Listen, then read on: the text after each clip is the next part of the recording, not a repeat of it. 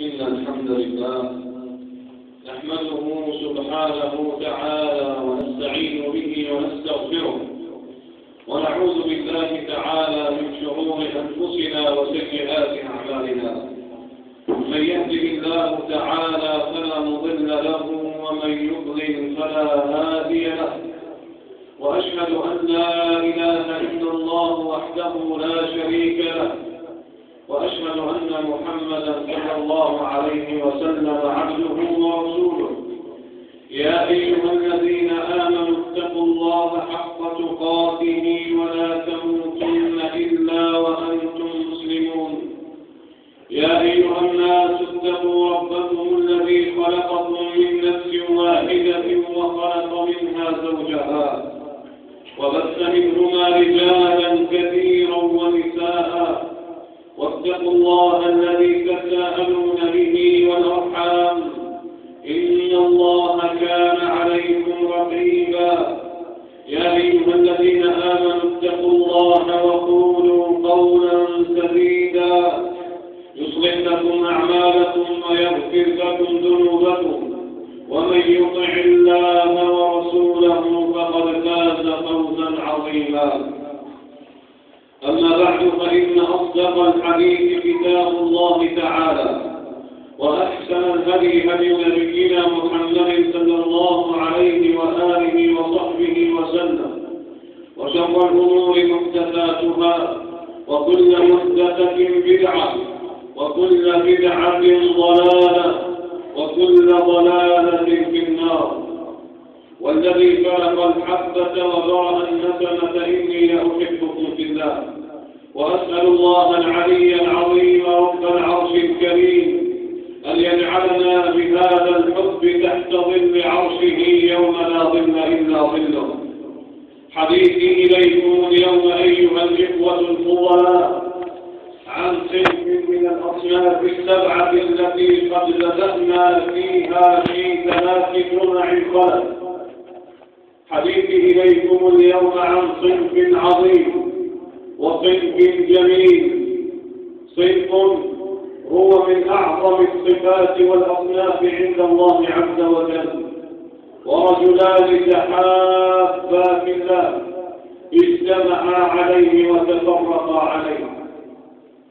رجلان تحابا في الله اجتمعا عليه وتفرقا عليه، لم تجمعهم مصلحة دنيوية ولا تجارة ولا بيع ولا أي شيء من المصالح الدنيوية، جمعهم ذكر الله عز وجل، وجمعهم الله عز وجل بحبه لهم فيه. قال النبي صلى الله عليه وسلم في الحديث الصحيح: وجبت محبتي. وهذا يخبره عن الله عز وجل، هذا كلام الله عز وجل على لسان رسوله صلى الله عليه وسلم: وجبت محبتي للمتحابين فيا والمتزاورين فيا والمتجالسين فيا والمتبادلين فيا. ما معنى وجبت المحبة؟ أي أن الله عز وجل إذا أحب رجلا نادى جبريل، وهذا في الحديث الصحيح أيضا: نادى جبريل فيقول ربنا سبحانه وتعالى: يا جبريل إني أحببت فلانا فأحبه، إني أحببت فلانا فأحبه. فينادي جبريل في أهل السماء: يا أهل السماء إن الله قد أحب فلانا فأحبوه، فيحبه أهل السماء، ثم يوضع له القبول في الأرض. هذه هي محبة الله. محبة الله نتفرع عنها محبته هو سبحانه في عليائه، ثم محبة خير ملائكته وهو جبريل، من المقربين إلى الله عز وجل روح القدس، ثم يحبك أهل السماء من الملائكة الكرام الذين وصفهم الله أنهم لا يعصون الله ما أمرهم ويفعلون ما يؤمرون. ثم يوضع لك القبول في الأرض فيحبك من في الأرض، فيحبك كل من رآك وكل من نظر إليك ينشرح قلبه لرؤيتك. هذا فوز في الدنيا قبل الآخرة، هذا فوز في الدنيا قبل الآخرة.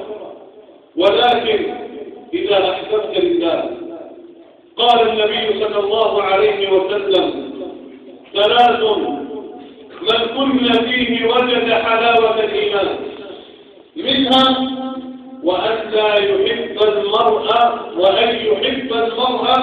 لا يحبه إلا لله.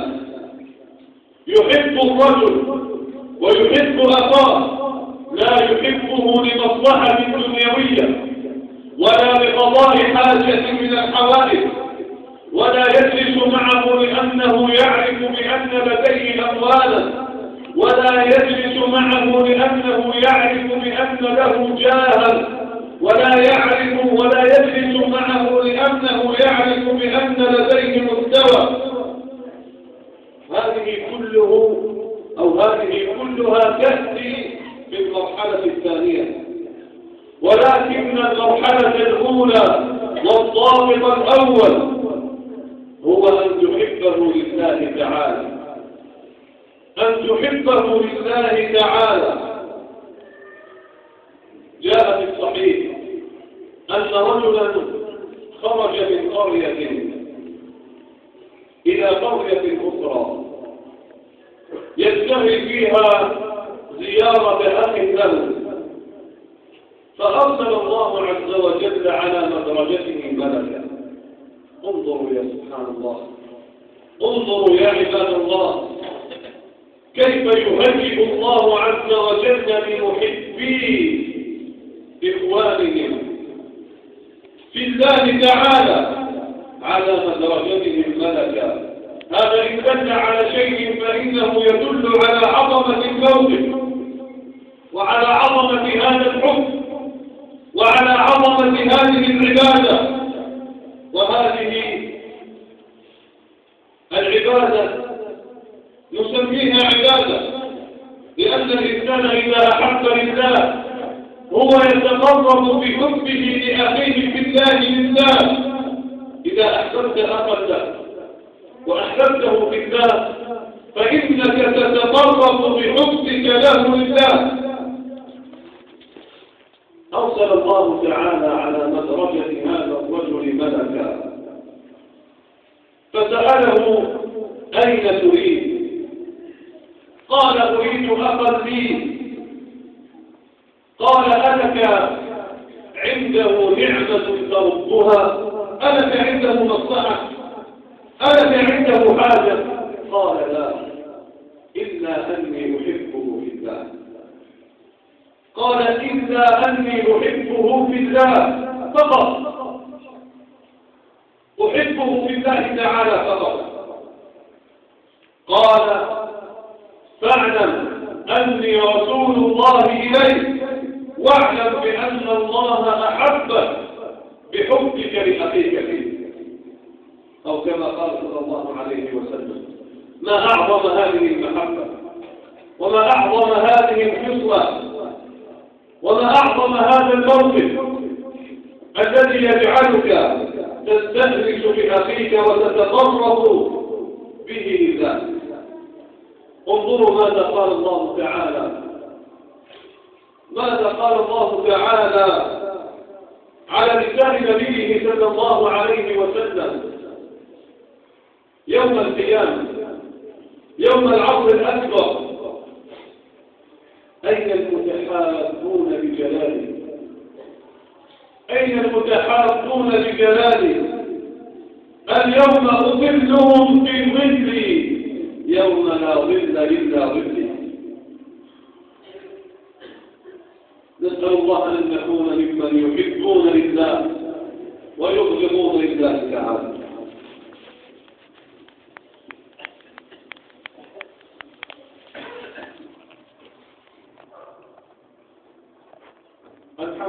لله رب العالمين، له الحمد الحسن والثناء الجميل، وأشهد أن لا إله إلا الله وحده لا شريك له إله الأولين والآخرين، وأشهد أن محمدا صلى الله عليه وآله وسلم إمام المرسلين. اللهم صل وسلم وزد وبارك عليه وعلى آله أجمعين. أما بعد، فهذا الموضوع وهذا الصنف مهما تكلمنا فيه ومهما أطلنا الحديث عنه فلن نحصيه ولن نحذره ولو ألفنا عليه التهاليف، ولكن لابد لنا من وقفة مع أنفسنا، لابد لكل واحد أن يقف مع نفسه وقفة محاسبة ووقفة لوم لنفسه لوامة. كيف تحب يا ترى أنت في حياتك؟ ما بالك يا أخي لا تقف مع نفسك وتحاسبها؟ النبي صلى الله عليه وسلم قال: حاسبوا أنفسكم قبل أن تحاسبوا. لما لا نحاسب أنفسنا؟ هل نصاحب لمصالح دنيوية أم هل نصاحب ونحب لله تعالى؟ أبو بكر الصديق ضرب مثلا جميلا في الصحبة والمحبة يوم أن أمر الله عز وجل نبيه بالخروج وأمره بالهجرة. أخبر أبا بكر الصديق أن الله عز وجل قد أمر. ماذا كان رد أبي بكر الصديق يا ترى؟ قال له: يا رسول الله، الصحبة يا رسول الله، الصحبة يا رسول الله. يريد أن يرافقه، أن يحميه، أن يهديه بدمه وماله وعرضه. وكما تعلمون أنه جاء في السير لما كان في غار حراء، وذكر النبي صلى الله عليه وسلم أبا بكر وقال: ما بال اثنين الله ثالثهما. كانت فترة سدها أبو بكر الصديق برجله حتى لا تخرج منها العقارب والحيات لتؤذي رسول الله صلى الله عليه وسلم، فلدغته الحيات والعقارب برجله، فلم يرد أن يرفع صوته لأن النبي صلى الله عليه وسلم كان موثقا رجله، كان موثقا رجل أبي بكر الصديق وكان ينام عليها، فلم يرد أبو بكر الصديق أن يرفع صوته حتى لا يخرج النبي الله. فيا ترى كيف استيقظ رسول الله؟ استيقظ المصطفى صلى الله عليه وسلم من دمعة وقعت على قلبه صلى الله عليه وسلم، فعرف بأن أبا بكر يتألم من شدة اللسعات واللدغات، فقام به وأمسك رجله ومسح عليها، فقام أبو بكر كأن لم يصبه شيء. صحبة في قمة المحبة، لأن الصحبة التي لا ترافقها محبة فهي ليست بصحبة. وجاء في الحديث الصحيح أن النبي صلى الله عليه وسلم قال: لو كنت متخذا خليلا لاتخذت أبا بكر خليلا ولكني خليل الله. والخلة هي أعظم وأرقى وأرفع درجات المحبة والصحبة. لذلك قال النبي صلى الله عليه وسلم: المرء على دين خليله فلينظر أحدكم من يخالف.